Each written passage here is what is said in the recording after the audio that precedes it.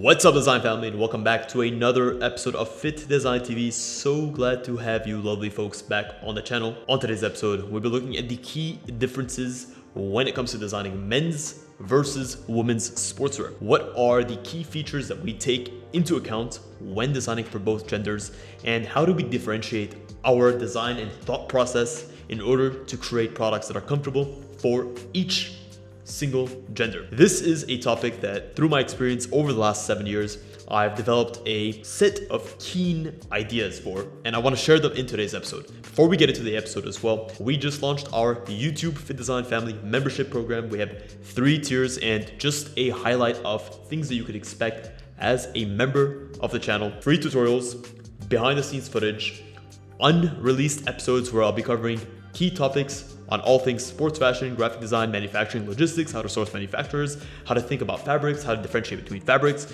a ton of great content on there that I'll be launching weekly. Also, on fittdesign.com, we have over 700 different fashion digital templates, from sportswear mockups, vector mockups, 3D mockups, pattern prints, all of the things that you need as a fashion designer or a business entrepreneur to get your brand up and running, so you get great designs made that are tailor-made for your product category. And we have best-in-class assets that we're offering for a low price. You get 3 of those every single month at the top tier, 2 of those every single month at the middle tier, and 1 every single month. It's a value of over $100, and you're getting it for pennies on that dollar. It's a great deal, and you guys should check the link. Now, without further ado, men's versus women's sportswear. Welcome to Fittdesign TV. Are you interested in sports fashion, design, and manufacturing? Are you establishing your own brand? You're looking good. Anthony, how are we doing? Do you want to? Thank you. Well, you've come to the right place. Lights, camera, action. When we look at sportswear, we need to understand that there are a couple of key features that we need to account for. Sportswear, what is it meant to do? Well, on the very beginning, we need to understand that sportswear is enhanced or designed to enhance athletic performance. So it should, all of the features that we put into sportswear, the run, the fit, the fabric, the function, should be geared towards enhancing athletic performance. If it doesn't do that, if it doesn't allow you to do these sports better, then it's not a correct sportswear piece. Just think of the boxing shoes that are worse to perform in than if you're barefoot. That wouldn't make sense. That would be a poorly designed boxing shoe. That's number 1. 2 is ultimately we need to take into account the comfort of the wearer. It's important when we're going through strenuous activity, when we're going through our day-to-day tasks, that the wearer is comfortable. The fit is correct. It's not too tight, it's not too loose. The neckline is not too tight, it's not too loose. The fabric that we're selecting is breathable. The fabric that we're selecting doesn't get drenched in sweat when you're actually working out. All of these decisions must be geared towards ultimate user experience and user comfort. So that's the distinction. Now we'll look at what do we need to do in order to achieve these key points. The key factors to consider when designing sportswear, before we get into the core distinctions between men's and women's, is first your material selection.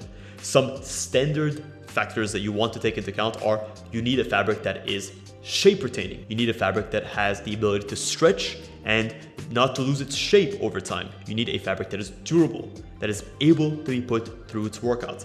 You need a fabric that is moisture wicking. You need a fabric that is breathable. You need a fabric that is form-fitting, or that is able to sculpt the body and to retain its shape over time. So this is when it comes to fabric selection. When it comes to fit and sizing, understand that sportswear is a utilitarian fashion category. Unlike ready-to-wear and unlike high fashion, you are going to be using it in a variety of practical scenarios. Whether you're going for a run, whether you're hitting a PR at the gym, whether you're going on a hike, you're going to be putting your clothing through a specific set of activities. And during those activities, the last thing that you want is to be hindered by your clothing. You want to be enhanced by your clothing. So fit is going to be key. It should not be too tight. It should not be too loose. It should be able to accommodate a variety of different body types. You need to be very conscious about your target market and create and design and fit clothing for that target market. Also, understand that fashion has to cater, and specifically sports fashion, has to cater to a variety of different body types. Sure, in the athletic domain, you tend to have a more built and leaner demographic, but that's always changing as we get more and more people coming into the fitness space. You need to be able to cater to not just your experts, but the people that are just getting started on their fitness journey. So this is where great quality materials that have a lot of stretch and the ability to retain shape come into account. Then lastly, we need to look at aesthetics. Aesthetics are a sometimes overlooked, sometimes extremely hyper-focused on category, and it depends on the designer. But aesthetics should serve a purpose. They should serve a function. And that function is not just to be there simply for the sake of being there. It's to enhance the mood, the psychology of the wearer, to allow the wearer to feel great in the garments, and that feeling of greatness is going to allow them to perform greatly. Just think of the last time that you were in the gym.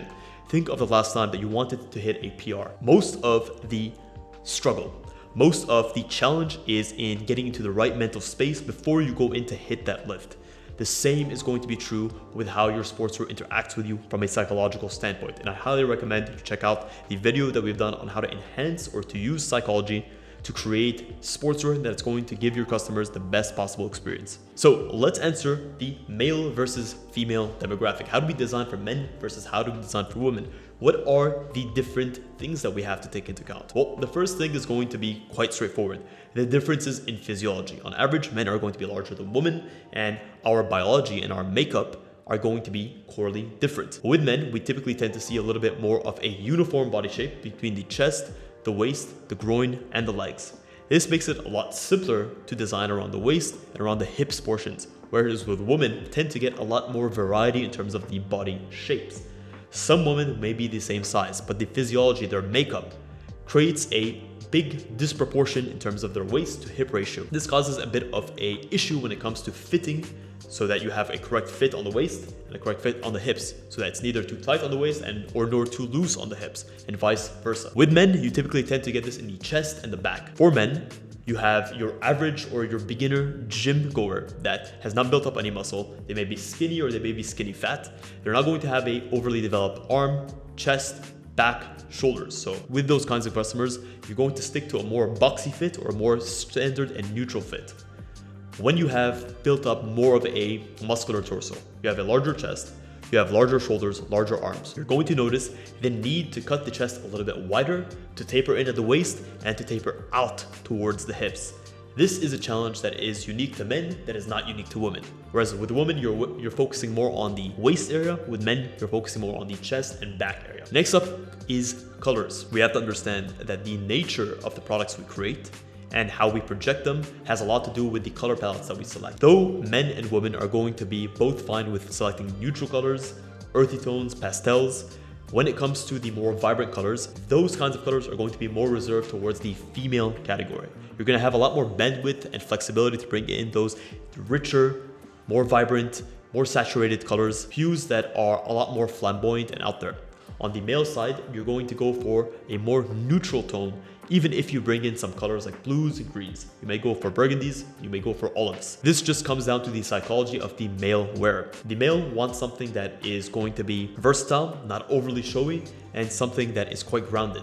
Versus in the female category, you have a lot more bandwidth. You're able to create a variety of different look and feels depending on the collection, the season, and the target market that you're going for. If you're going for a more bombshell-esque sportswear type, then vibrant colors, neons, those are going to do a lot better. If you're going for more of the primitive or the elements or essentials look, then neutrals, pastels are going to be a better fit. When it comes to fabrics, with the male category, comfort is going to be key. Comfort because daily use is a big source of importance for the male wearer. The male wearer wants to make sure that the t-shirt that they wear on a day-to-day basis is breathable, is lightweight, is comfortable on the skin, and is something that is durable, that can hold up many washes. We typically don't tend to see male consumers purchase as often as female consumers. There's a well-known statistic that says around 80% of consumer spending in the United States happens from women. And most likely that is also shown to be true within the fashion categories. This is why you see a lot more fashion brands that are geared heavily towards women with a more or larger variety of goods, of collections, of launches and drops. On the male category, we tend to be a lot more limited in our selection and we tend to purchase less often. When we do purchase, we go for essentials, we go for primals or basics, versus women, that tend to have a mix. They have statement pieces and they have pieces that they wear on a day-to-day basis. The last thing is going to be the physiology of the wearer.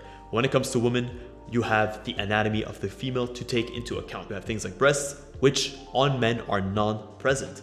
This is why high support, high impact bras are a fundamental necessity for any female gym goer's wardrobe. Versus men, you want to make sure that you have bottoms, pants, shorts that have good amount of room in the groin area and the crotch area to be able to accommodate a variety of different fits, a variety of different physiologies, and just something that you can easily gravitate towards without having to worry too much about an unnecessary chafing or unnecessary experience. On the flip side, with women, you have things like camel toe, the ability to wear a garment and not have to worry too much about how it's fitting on your skin or how it's projecting parts of you that you may be more insecure about is more of a concern to women than it is to men. This is why we tend to design and to develop fabrics that don't show as much cellulite, that don't have as much of a one-to-one representation of the imperfections of the skin when it comes to women's leggings, women's bras. That's a lot more of a consideration that we don't typically have in the male category. And then lastly, when it comes to fit, on the female side, we tend to see a lot more form-hugging or skin-tight clothing that is meant to accentuate curves, that's meant to show off all of the assets that a woman may want to show off at the gym, versus the male category. At the very fitted side of the spectrum, you'll have an athletic fit that is more fitted around the chest, around the biceps, around the shoulders, showcasing the best of the male physique, but that's where it stops. So those are the main differences between both categories. And when you're taking these things into account, make sure that you're designing appropriately for your target market. This is not to paint all of the same gender with one brush. Understand that even within both categories, you have differences in opinions and differences in taste. And sometimes in this world, you have crossover between both genders, but that's another story for another day. Guys, if you enjoyed this episode, please consider smashing a massive thumbs up. And I'd highly recommend you guys try out our membership program. I know I mentioned it in the beginning of this episode, but it's a way for me to be more present with you guys, to give back to our community, to interact and to engage with you guys on a much different level. I'm excited to see where this is able to go. And I guarantee you, any members that join today are going to have a ton of great benefits. We're already populating free assets on the member section. We're already uploading videos. I'm doing a Q&A this weekend, or if this launches after that weekend, you'll be able to check it in the member section if you are a member. Guys, from the very bottom of my heart, thank you so much for tuning into this episode of Fit Design TV. Until next week's episode, stay awesome.